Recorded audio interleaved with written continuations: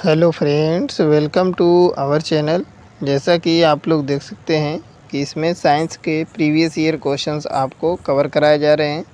देख सकते हैं राइट साइड में सारे क्वेश्चंस कब कब आए हैं, सारा कुछ इसमें दिया गया है।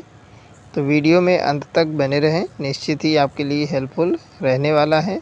चैनल पे नए हैं तो अवश्य सब्सक्राइब कर लें, ठीक है। ये आज का पहला पॉइंट क्या हो जाएगा? सूर्य के प्रकाश की लाल और हरे रंग की तरंगदैर्ध्य के अलावा महासागरों में जल के अणुओं द्वारा सूर्य के प्रकाश की अन्य कौन से रंग की तरंगदैर्ध्य अवशोषित की जाती है? तो कौन से रंग की तरंगदैर्ध्य अवशोषित होती है? तो यह है पीले रंग की, ठीक है। नेक्स्ट पॉइंट देखेंगे। विद्युत चुंबकीय स्पेक्ट्रम प्रकाश की पूरी श्रृंखला का वर्णन करता है, जिसे आमतौर पर तरंगदैर्ध्य के खालिस्तान दिया गया है। यहाँ पे क्या बनना है? क्षेत्रों में और ऊर्जा और आवृत्ति में वृद्धि के क्रम में विभाजित किया जाता है, ठीक है। तो तरंगदैर्ध्य के 7 क्षेत्रों में इसको विभाजित किया जाता है, ठीक है। तो विद्युत चुम्बकीय स्पेक्ट्रम प्रकाश की पूरी श्रृंखला का वर्णन करता है, जिसे आमतौर पर तरंगदैर्ध्य के 7 क्षेत्रों में विभाजित किया जाता है, ठीक है। देखिए लंबे लंबे क्वेश्चन हैं, बड़े बड़े, लेकिन फिर भी ये CHSL के एग्ज़ाम में पूछा गया क्वेश्चन है, ठीक है। तो आप लोग इसको हल्के में नहीं लेंगे, ये सारे क्वेश्चंस प्रीवियस ईयर हैं। देखेंगे नेक्स्ट पॉइंट क्या हो जाएगा। लाल, नीला और हरे रंग के प्रकाश को समान मात्रा में मिलाने पर किस रंग का प्रकाश बनता है? तो लाल, नीला और हरे रंग के प्रकाश को समान मात्रा में मिलाने पर सफ़ेद रंग का प्रकाश बनता है, ठीक है। अगला पॉइंट देखेंगे हम लोग। प्रकाश तरंगे खालिस्तान है। यहाँ पे क्या हो जाएगा? विद्युत चुंबकीय तरंगें होती हैं। प्रकाश तरंगें क्या होती हैं? तो यह विद्युत चुंबकीय तरंगें होती हैं। नेक्स्ट पॉइंट हो जाएगा। प्रकाश खालिस्तान दिया गया है में सबसे तेज गति से यात्रा करता है। तो कहाँ करता है? तो यह निर्वात में, ठीक है। प्रकाश निर्वात में सबसे तेज गति से यात्रा करता है, ठीक है। नेक्स्ट पॉइंट हो जाएगा। जो वस्तुएं सूर्य की तरह स्वयं प्रकाश उत्सर्जन करती हैं उन्हें कहते हैं, तो क्या कहते हैं? दीप्तिपिंड या वस्तु कहते हैं, ठीक है। नेक्स्ट पॉइंट हो जाएगा। सूर्य द्वारा उत्सर्जित प्रकाश का रंग होता है, तो कैसा होता है? तो यह सफ़ेद होता है, ठीक है। नेक्स्ट पॉइंट हो जाएगा। सूक्ष्म निलंबित कणों वाले किसी माध्यम द्वारा प्रकाश किरण के प्रकीर्णन को कहा जाता है? सूक्ष्म निलंबित कणों वाले किसी माध्यम द्वारा प्रकाश किरण के प्रकीर्णन को टिंडल प्रभाव कहा जाता है, ठीक है। नेक्स्ट पॉइंट हो जाएगा। सूर्योदय और सूर्यास्त के समय सूर्य का रंग लाल दिखाई देता है। सूर्योदय और सूर्यास्त के समय सूर्य का रंग लाल दिखाई देता है। क्यों? क्योंकि लाल रंग को छोड़कर अन्य सभी रंग प्रकीर्णित हो जाते हैं, ठीक है। क्योंकि लाल रंग के अलावा जितने भी रंग होते हैं वह आसानी से प्रकीर्णित हो जाते हैं। नेक्स्ट देखेंगे। आकाश का रंग नीला दिखाई देता है क्योंकि वायुमंडल में नीले रंग का प्रकाश दूसरे रंगों की तुलना में अधिक प्रकीर्णित होता है। ठीक है, तो दूसरे रंगों की कंपैरिजन में जो नीले रंग का प्रकाश होता है वह अधिक प्रकीर्णित होता है, तो इसीलिए आकाश का रंग नीला दिखाई पड़ता है। चलिए नेक्स्ट पॉइंट देखेंगे। आकाश के नीला दिखने का कारण है। तो आकाश के नीला दिखने का कारण क्या है, तो देखेंगे तरंग दैर्घ्य कम होने के कारण नीले रंग का प्रकीर्णन सरलता से होता है। देखिए ऊपर वाला ही क्वेश्चन नीचे रिपीट किया है, तो ऐसे ही क्वेश्चन घुमा के पूछता है एग्ज़ाम्स में।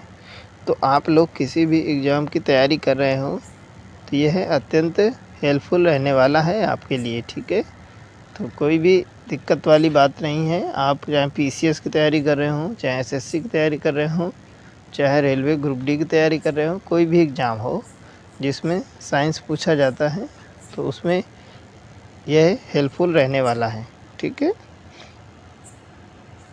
और मैक्सिमम एग्ज़ाम में सिर्फ प्रीवियस ईयर क्वेश्चन ही पूछ देता है। ठीक है, नए क्वेश्चन अब जल्दी से नहीं बनाता है, सब पिछले क्वेश्चन ही उठा के रखता है डायरेक्ट। देखेंगे नेक्स्ट पॉइंट क्या हो जाएगा। श्वेत प्रकाश के अपने घटक रंगों में छितराव को कहा जाता है। तो क्या कहा जाता है, वर्ण विक्षेपण कहा जाता है। तो श्वेत प्रकाश अपने 7 रंगों में विभक्त हो जाता है, उसी को वर्ण विक्षेपण कहते हैं। ठीक है, देख सकते हैं ये क्वेश्चन एसएससी जेई के एग्ज़ाम में पूछा गया है। नेक्स्ट हो जाएगा उस परिघटना प्रकाश के प्रकीर्णन द्वारा संचालित का नाम है। उस परिघटना का क्या नाम है जिसमें सूर्योदय और सूर्यास्त के समय पहाड़ों की चोटियाँ गुलाबी या नारंगी रंग की हो जाती हैं। तो उस घटना को क्या बोलते हैं, देख सकते हैं उस घटना को बोलते हैं एल पेंग्लो बोलते हैं। ठीक है, तो देख सकते हैं बहुत ही अच्छे क्वेश्चन दिए गए हैं। नेक्स्ट हो जाएगा रमन अपने वाहन में पश्च दृश्य दर्पण का प्रयोग करना चाहता है, इसके लिए उसे दर्पण चुनना चाहिए। तो इसके लिए उसको उत्तल दर्पण लगाना पड़ेगा, तभी वो पश्च दृश्य देख पाएगा। ठीक है, चलिए नेक्स्ट पॉइंट क्या हो जाएगा। नेक्स्ट पॉइंट है वाहनों में हेडलाइट के रूप में निम्न दर्पण का उपयोग किया जाता है। तो वाहनों में हेडलाइट के रूप में अवतल दर्पण का प्रयोग किया जाता है। नेक्स्ट पॉइंट हो जाएगा निम्न प्रकार के दर्पण में प्रकाश का पार्श्व व्युत्क्रमण प्रदर्शित होता है। तो किस प्रकार के दर्पण में प्रकाश का पार्श्व व्युत्क्रमण प्रदर्शित होता है।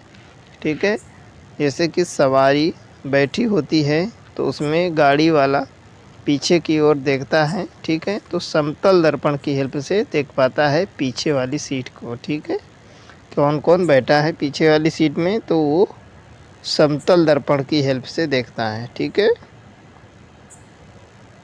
नेक्स्ट हो जाएगा यदि प्रकाश एक दूसरे के सामने रखे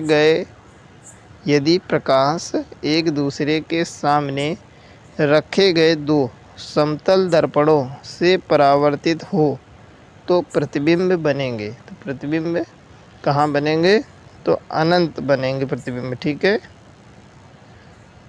नेक्स्ट हो जाएगा समतल दर्पण द्वारा बनने वाले प्रतिबिंब का आकार सदैव वस्तु से होता है। तो समतल दर्पण द्वारा जब भी प्रतिबिंब बनता है तो उसका आकार हमेशा वस्तु के बराबर होता है। ठीक है, अगला पॉइंट हो जाएगा समतल दर्पण द्वारा बनने वाला प्रतिबिंब सदैव होता है, तो सदैव सीधा होता है।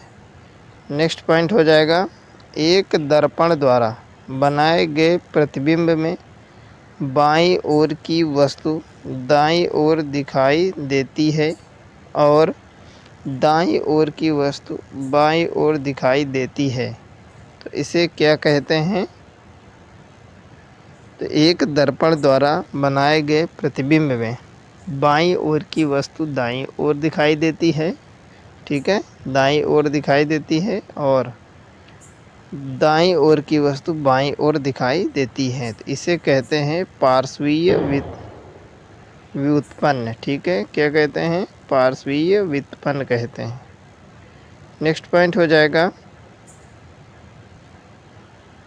एक दूसरे पर 120 डिग्री पर झुके दो दर्पणों द्वारा कुल कितनी छवियां बनेगी? यानी कि अगर दो दर्पण हैं, वो एक दूसरे की तरफ 120 डिग्री पे झुके हैं, तो सिर्फ और सिर्फ दो ही छवियां बनेंगी। ठीक है।